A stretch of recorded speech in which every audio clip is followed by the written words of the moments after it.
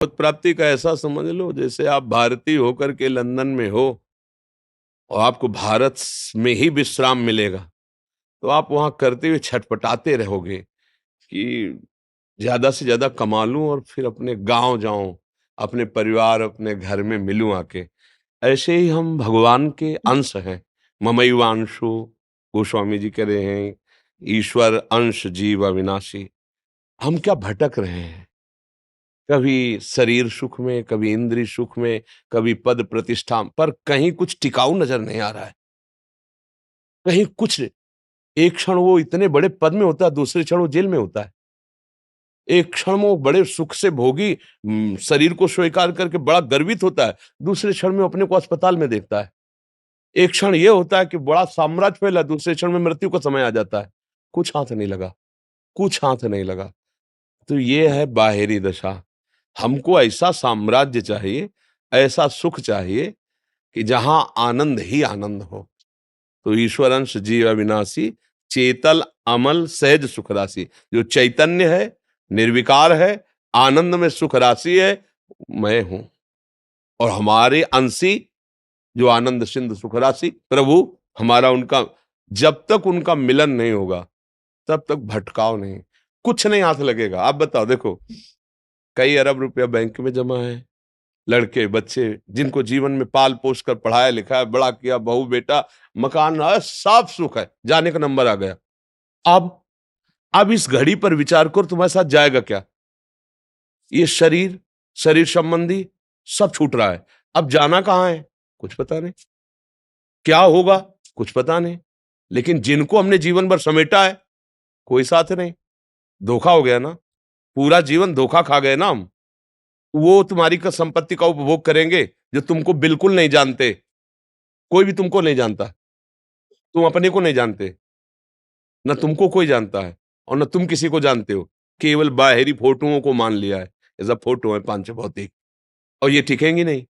तो धोखा नहीं हो गया जीवन में? इसलिए भगवत प्राप्ति आवश्यक है। हमको अपने घर में ही विश्राम मिलेगा। हमारे घर वाले प्रिया प्रीतम है, प्रभु है, हमारा घर धाम है। आए मिले परिवार आपने, हरि हसी कंठ लगायो, भाग बड़ो वृंदावन पर। अब आ गए अपने घर। ये हमारा घर संसार शरीर नहीं है, छूटेगा। जो छूटेगा वो अपना जैसे आपको सरकारी बंगला मिला, बढ़िया गाड़ी मिली, तो आपके अंदर चुभेगा कि मेरा नहीं है। किसी समय आ सकता है कि आप अमुक जगह ट्रांसफर किए गए, आप खाली कीजिए, तो उसमें आपको कहीं राग नहीं होगा। पूरे बंगले में रहेंगे, गाड़ी प्रयोग करेंगे, पर आपको कोई पूछे कि बहुत बंगला अच्छा है आपका, तो आप कहोगे नहीं जी नहीं, ये सरकारी बंगला है। समझ रहे ना? छोड़ने में आपको एक सेकंड कोई दुख नहीं लगेगा, क्योंकि आपको पता है कई बार छोड़ चुके हो, आगे भी छोड़ना है, तो सरकारी आदमी हमें जहां भेजे जाएंगे वहां ठीक है, ऐसे ही ये बंगला गाड़ी मिली। पर हम इसको सरकारी नहीं मानते, नहीं मानते ना। अब आप बंगले पे चारपाई डाल के बैठ जाओ कि नहीं हटेंगे, तो फोर्स आएगा, डंडा मार के जबरदस्ती बाहर करेगा। आगे जो सुविधा मिलने वाली थी वो काट दी जाएंगी कि आपने सरकारी हुक्म को अवहेलना की, आप इसके अधिकारी नहीं हो। ठीक ऐसे ही बहुत बढ़िया बंगला मिला है, ये 9 द्वारों का दिव्य बंगला है। इसमें ज्ञान है, विवेक है, हम पशु थोड़ी है। हर चीज का निर्णय करने की सामर्थ्य है। अब इस बंगले से सरकारी काम कर लो। साधन धाम मोक्ष कर द्वारा, पाए न जे परलोक संभाला। प्रभु की प्राप्ति कर लो। बोले वो काम तो हुआ नहीं, तो सरकारी काम तो किया नहीं, और अवधि पर सरकारी बंगला खाली करा लिया जाएगा। अब आगे उन्नति होगी नहीं, क्योंकि सरकारी काम किया नहीं, इसका दंड मिलेगा तुम्हें। सरकारी काम है, अपना काम बना लो, अपने घर पहुंचो, भगवत प्राप्ति कर लो। सब छीन गया। अब आ गए लाइन में, फिर 83,99,999 योनियों में भटकते, फिर कभी प्रभु कृपा करेंगे, फिर अवसर देंगे। तो इतनी बड़ी चूक काहे को करे? सब कुछ करते हुए, खाते पीते सोते जागते भोगते हुए भी भगवत प्राप्ति हो जाएगी। कैसे? धर्म से भोगो, धर्म से धन कमाओ, खूब नाम जप करो, दूसरों को सुख पहुंचाने की भावना रखो, कृपा भगवान की हो जाएगी, पार कर देंगे वो। गृहस्थों से वो ज्यादा ये नहीं चाहते हैं कि तुम आंख मूंद कर 8 घंटा बैठो। 8 घंटा खूब बलपूर्वक काम करो, परिवार का पोषण करो, नाम जपते हुए, राधा राधा राधा। किसी की हिंसा मत करो, किसी पराई माता बहन की तरफ व्यभिचार दृष्टि में, अभी आनंद आ जाएगा।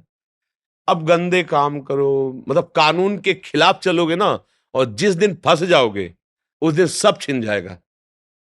बड़े पदाधिकारी होते हैं, बड़े धनी-मानी, सम्माननीय पद में होते हैं, जाते हैं कि नहीं जाते हैं? आप लोग तो सब समाचार सुनते हैं, संसार जाते हैं, नहीं जाते?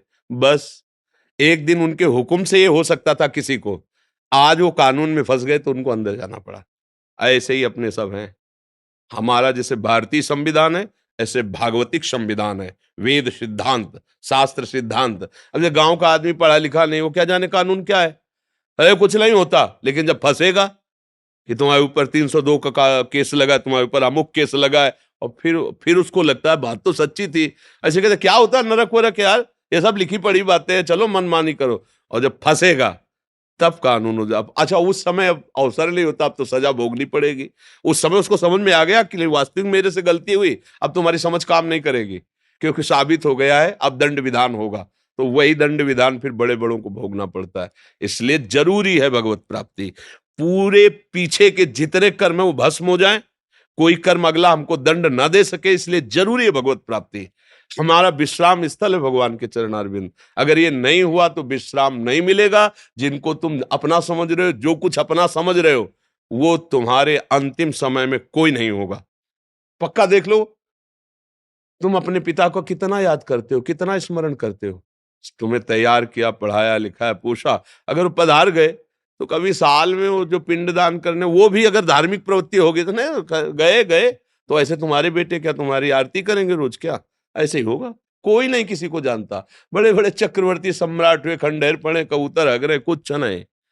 सत्य वस्तु यही है कि अगर नाम जप लिए तो ये अविनाशी, ये तुम्हारे साथ जाएगा। सत्य से चले, धर्म से चले, ये तुम्हारे साथ जाएगा। वो कहा सब यही पड़ा रहे, इसलिए जरूरी है भगवत प्राप्ति। क्यों? समझ में आ रहा है?